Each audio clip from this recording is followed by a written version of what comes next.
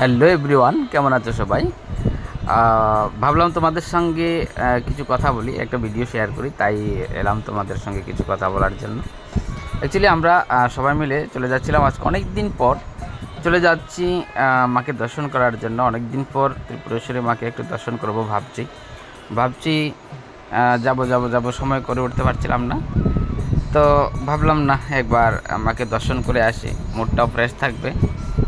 কারণ এই জগতে তুমি যদি তোমার নিজের খুশিটাকে যদি নিজে তৈরি করতে না পারো, অর্থাৎ নিজে কিভাবে তুমি খুশি থাকবে সেটা যদি তুমি চিন্তা না করো না, তো চিন্তা করার মতো কেউই নেই। তো ঘর থেকে বেরিয়ে পড়লাম, অলরেডি বেরিয়ে পড়ে আমরা রাস্তায় এসে গেছি অলরেডি। তো যাচ্ছি ত্রিপুরেশ্বরী মাকে আজকে অনেক কথা বলবো, সেটা ভেবে যাচ্ছি। মায়ের কাছে অনেক আর্জি জানাবো, অনেক কিছু মনের কথা মাকে বলবো, সেই ভেবে চললাম। তাই দেখো, গাড়ির মধ্যে আমি, দাদা, সোমা, সবাই, মা, স্নেহা সবাই আছে এখানে। আর মোস্ট ইম্পর্ট্যান্ট হচ্ছে আমাদের ভাবিজি। তো ভাবিজিও আছে, ভাবিজি খুব এক্সাইটেড, সোমা খুব এক্সাইটেড, অনেকদিন পরে মায়ের মন্দিরে যাচ্ছে মাকে দর্শন করার জন্য। সঙ্গে শিবমও খুব এক্সাইটেড। তো সে বলছে সকাল থেকে সে কিন্তু খুবই এক্সাইটেড যে কবে মায়ের ত্রিপুরেশ্বরী মন্দিরে যাব, মাকে একটু দেখব, দর্শন করব, প্রণাম করব, সেটা নিয়ে আমাকে অনেক জ্বালাতন করছিল যে কি কবে যাব, কিভাবে যাব, আর সেটা নিয়ে। তো আমিও এটা নিয়ে পরিকল্পনা করছি। হাই বলছে, দেখো স্নেহা, স্নেহা খুবই খুশি, দেখো স্নেহা খুবই খুশি, সঙ্গে স্নেহার মা খুবই খুশি, সোমা খুবই এক্সাইটেড, সঙ্গে ভাবিজিও খুবই এক্সাইটেড। তো দেখো মাকে পেলাম আজকে, তো ভাবলাম না সবাই মিলে, পরিবারের সবাই মিলে একবার আপনজনদের সঙ্গে একটু আনন্দের মুহূর্তটা কাটানো যায়, অ্যাকচুয়ালি খুবই স্পেশাল থাকে সব সময়। তো অলরেডি চলে এসেছি উদয়পুর। পুরোটা রাস্তা আমি তোমাদেরকে দেখাইনি, কারণ হচ্ছে কি, পুরো রাস্তা যদি দেখাই তাহলে কিন্তু দেখা যাবে কি ভিডিওটা অনেক লং হয়ে যাবে, অনেক লম্বা ভিডিও হয়ে যাবে, তাই আমি পুরো রাস্তাটা তোমাদেরকে আমি দেখালাম না, এটা আমি কেটে দিয়েছি। যাই হোক, এসে পড়লাম অলরেডি উদয়পুরের কাছাকাছি, এসে পড়লাম অলরেডি। আর তোমরা দেখতেই পাচ্ছ, যারা চেনো তো চেনো, যারা জানো রাস্তাটা, যারা চেনো। তো আমরা অলরেডি উদয়পুরের কাছাকাছি এসে পড়েছি, মায়ের মন্দিরের পাশাপাশি আছি অলরেডি। একটা গাড়ি খুব জ্বালাতন করছিল সামনে দিয়ে, তো ভাবলাম তাকে ওভারটেক করে যাওয়া যায় কি না। তো ড্রাইভার বলছে কি তাকে ওভারটেক করে যাবে কিনা। আমি বলছি না, এটা অন্তত প্রয়োজন নেই, কারণ ওভারটেক করতে গিয়ে অনেক সময় অনেক প্রবলেম হয়। যাই হোক, মায়ের নামে চলে আসলাম মায়ের ত্রিপুরেশ্বরী মন্দিরের সামনেই। এই যে দেখো, ঢুকতে আমরা কিছুক্ষণ লেট হয়েছিল, কারণ আমাদের রাস্তায়ও অনেক দেরি হয়েছিল। তো ফাইনালি এসে পড়লাম মায়ের মন্দিরে।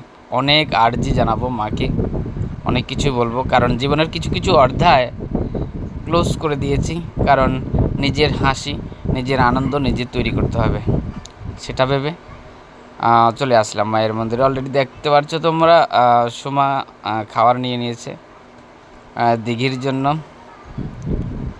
এখানে অনেকক্ষণ ধরে দাঁড়িয়েছিলাম আমরা। অ্যাকচুয়ালি আমরা গেলাম ওইখানে, প্রচণ্ড ভিড়, অনেক মানুষ। সতীপীঠের মধ্যে আমাদের ত্রিপুরেশ্বরী মন্দির, মায়ের মন্দির অন্যতম ত্রিপুরার মধ্যে। তো সেই হিসেবে অনেক মানুষের সমাগম এখানে হয়, অনেক মানুষ এখানে আসে, যার জন্য অনেক ভিড় থাকে। তো আমরা যে টাইমটার মধ্যে গেছিলাম, ওই টাইমটার মধ্যেও অনেক ভিড় ছিল, কিছুটা বিকেল বেলা। তো এখানে মাও আজকে খুব খুশি, অনেক দিন পর মাও কিন্তু মায়ের মন্দিরে আসলো আমাদের সঙ্গে। সময়ের কারণে, ব্যস্ততার কারণে হয়তো আসা হয় না, কিন্তু খুবই ইচ্ছা করে এই জায়গাটার মধ্যে যখনই আসি মনে হয় যেন কি বলবো, কি পাই। আমার কি বলবো, তোমাদের বিশ্বাস হবে না তোমাদের যদি বলি, মাতা ত্রিপুরেশ্বরী মন্দিরে যখনই যাই তখন মনটা না খুব ভালো হয়ে যায়। যাই হোক, এখানে দেখতে পাচ্ছ তারা খাবার খাওয়াচ্ছে। এরপর আমরা সবাই মন্দিরে উঠব। দেখো তোমরা, এখানে আমাদের যে অপূর্বা ভাবি ও আছে, এখানে আমাদের শিবম আছে, এখানে স্নেহা আছে, সঙ্গে আছে দাদা। আমি তো ভিডিও করছি, তো তাই আমি ভিডিওতে আসতেই পারছি না, সুযোগও পাচ্ছি না, কি একটা ইয়ে। যাই হোক, ফাইনালি সিঁড়ি দিয়ে উপরের দিকে ওঠার সময় বলছে কি তাদেরকে কিছু কিছু করে দেওয়াটা দরকার, তো তাকে কিছু দিলাম, তাদেরকেও দিলাম। শিবমকে সবাই আশীর্বাদ করছিল। সত্যি এই যে মুহূর্তটা, আমি ভিডিওটা যাদের যাদের সামনে যাবে না, প্রত্যেককে আমি অনুরোধ করব, এই যে মাতা ত্রিপুরেশ্বরী মন্দিরের সামনে এই যে লোকগুলো বসে থাকে, অ্যাকচুয়ালি তাদেরকে তুমি না পারো একটা 10 টাকা দিয়ে হলেও, 5 টাকা দিয়ে হলেও তাদেরকে একটু হেল্প করো ভাই, অনেক আশীর্বাদ মিলবে। কারণ মায়ের রূপ কীভাবে যে তোমার সামনে আসবে তুমি বুঝতেই পারবে না। যাই হোক, উঠলাম মায়ের মন্দিরের দিকে, উঠে আবার মায়ের মন্দিরের সামনে অলরেডি চলে আসলাম আমরা সবাই। তো বলছে কি এখানে ভোগ দেওয়া হবে, সঙ্গে ভাবিজিও খুবই এক্সাইটেড। ভাবিজি তো খুবই এক্সাইটেড, মায়ের মন্দিরে আসছে, সে কবে পিকচার নেবে কবে।